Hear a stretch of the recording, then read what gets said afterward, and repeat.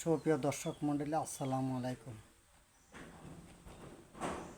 আমি এখন আপনাদের সামনে আলোচনা করব মেয়ে কেন মা হতে পারেন না আর ছেলে কেন বাবা হতে পারেন না। কার সমস্যার জন্য আপনারা মা বাবা হতে পারেন নাই, আমি উভয়ের সমস্যার কথা তুলে ধরব। মনোযোগ সহকারে সম্পূর্ণ ভিডিওটি দেখবেন, টানবেন না। চ্যানেলটি যদি সাবস্ক্রাইব করে না থাকেন তাহলে এক্ষুনি সাবস্ক্রাইব করে রাখবেন।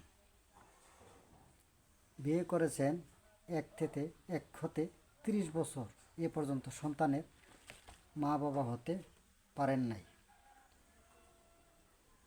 বড় বড় ডাক্তার, হেকিম, কবিরাজ দ্বারা বিভিন্ন জায়গায় বিভিন্ন ধরনের চিকিৎসা নিয়েছে, সব চিকিৎসা বিফল হয়েছে। এখন সিদ্ধান্ত নিয়েছেন আর চিকিৎসা করবেন না। সেই ভাই বোনদেরকে বলছি, আমি জীবনের শেষ চিকিৎসা মনে করে আমার কাছন্ত চিকিৎসা গ্রহণ করবেন। আশা করি 100% ফলাফল হবে ইনশাল্লাহ। আশা নয়, স্বপ্ন নয়, বাস্তব।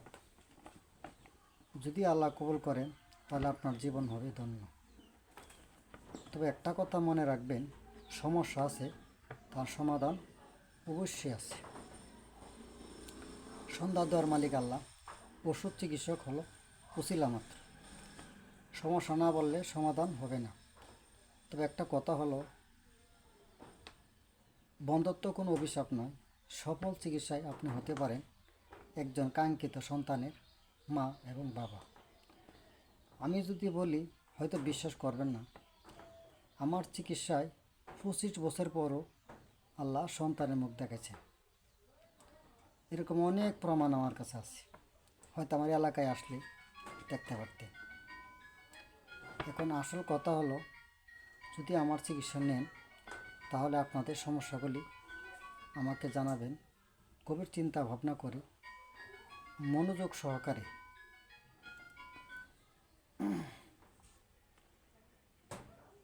চিকিৎসা করব। তবে মনে রাখবেন, 2 ধরনের লোকের কাছে সত্য কথা গোপন করবেন না। 1 নম্বর হলো বিচারক, 2 নম্বর হলো চিকিৎসক। রোগের কথা গোপন করলে আপনার রোগ ভালো হবে না, আপনার সমস্যা সমাধান হবে না, বরং ভবিষ্যতে আপনার রোগ আরও বাড়বে, আপনার জীবনে আরও ক্ষতি হবে।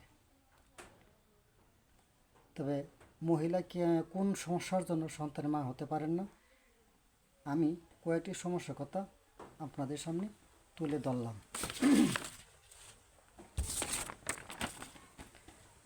1 নাম্বার, মাসিক অনিয়মিত হলে 4 দিনের কম রক্ত গেলে, রক্তের পরিমাণ 200 ml কম হলে।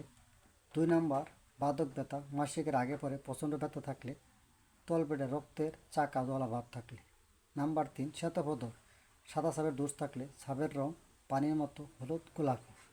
4 নাম্বার, দীর্ঘদিন গর্ভরোধক বড়ি পিল সেবন করলে, অনেক দিন ধরে জন্মবিরতিকরণ ইঞ্জেকশন নিলে। নাম্বার 5, কোনো কারণবশত প্রথম সন্তান নষ্ট করার জন্য ইএমআর করে মাসিক নিয়মিত করলে 1-2 বার। নাম্বার 6, যৌন মিলন করলে বীর্য প্রসবের রাস্তার ভিতর থেকে অথবা জরায়ু থেকে বের হয়ে পড়লে। নাম্বার 7, যৌন মিলনে পূর্ণ তৃপ্তি না পেলে, বরং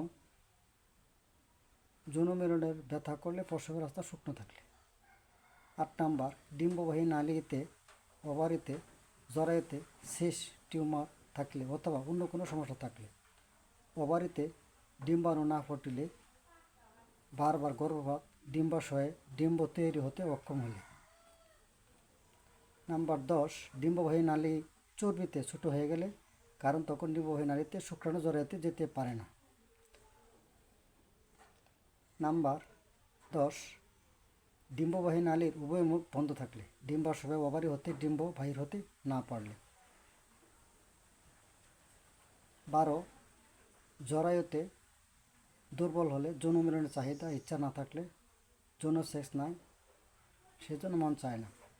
14, 2 থেকে 3 মাসের মতো মাতৃগর্ভে বাচ্চা নষ্ট হলে, কারো 3 থেকে 6 মাসের বাচ্চা পড়ে গেলে। 15 নাম্বার, দৃষ্টিভাব থাকলে, স্বপ্নে খারাপ দেখলে, স্বপ্নে ফল খাইলে, আসর থাকলে, নজরবন্দি হলে।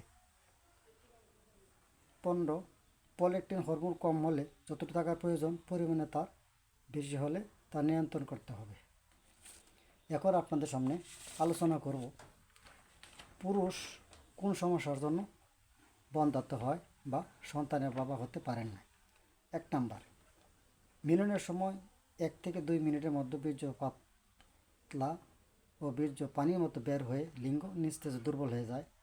2 নাম্বার, বীর্য গাঢ় কিন্তু লিঙ্গ দুর্বল হলে জরায়ুতে ঢুকে 1-2 চাপ দিলে 2-3 মিনিটের মধ্যে লিঙ্গ নরম হয়ে বের হয়ে আসে। নাম্বার 3, উত্তেজনা নাই কারণ বিয়ের আগে অতিরিক্ত স্বপ্নদোষ, হস্তমৈথুন করে বেশি বীর্যপাত করেছেন, ওর লিঙ্গের রোগ চেপটেও মরে গেছে। নাম্বার 4, বিয়ের আগে ও পরে যৌন মিলনে দীর্ঘ সময়ের জন্য অন টাইম যৌন সেক্স এর ওষুধ খেয়েছেন। নাম্বার 5, বীর্যের পরিমাণ যত বেশি শুক্রাণু তত বেশি, একবার মিলনে 3 অথবা 5 মিলি বীর্যে অথবা 80 ফুটা বীর্য বাহির না হলে। নাম্বার 6, একবার মিলনে 3 অথবা 5 মিলি বীর্যে 12 লক্ষ শুক্রাণু থাকে, 8 লক্ষের কম হলে অথবা 60% কম শুক্রাণু থাকলে। Number 7, syphilis, gonorrhoea, AIDS, herpes, mumps ও প্রস্রাবের সমস্যা, ব্যথা ও জ্বালাপোড়া থাকলে। নাম্বার 8, মনে রাখবেন যৌন মিলন করার সময় অন্ডকোষের বিচি উপরে উঠলে কিংবা নিচে না নামলে অন্ডকোষে ব্যথা করলে। নাম্বার 9, গরমের দিনে প্রস্রাব লাল রং হয়, প্রস্রাবে জ্বালাপোড়া, কিটকিটের কামড়া ও পুষ পড়লে। 10 নাম্বার, একশেরা রোগ থাকলে লক্ষণ অন্ডকোষ একটি ছোট একটি বড় হলে অথবা ব্যথা করবে, রোগ ফুলে যাবে। নাম্বার 11, দিনের বেলায় পেনিস ছোট হয়ে থাকে, পাতলা লাগলে, রাতে একবার মিলন করার পর পেনিস আর উত্তেজিত না হলে। নাম্বার 12, উত্তেজনা শক্তি আছে, বীর্য গাঢ় কিন্তু মিলনের সময় 1 হতে 5 মিনিটের মধ্যে লিঙ্গ দুর্বল হয়ে বের হয়ে যায়। মহিলাদের সঙ্গে সেক্সুয়াল আলাপ করলে, দৃষ্টি আকর্ষণ করলে, চুম্বন করলে, হাতে এনজয় করলে, লিঙ্গের মাথায় পানি ও বোঝের মতো বাহির হলে।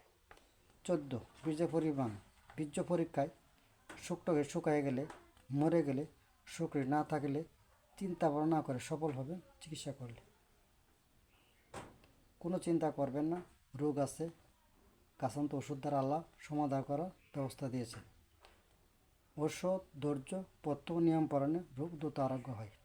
5 ওয়াক্ত নামাজ পড়ে রোগ মুক্তির জন্য আল্লাহর কাছে প্রার্থনা করিবেন। আসসালামু আলাইকুম।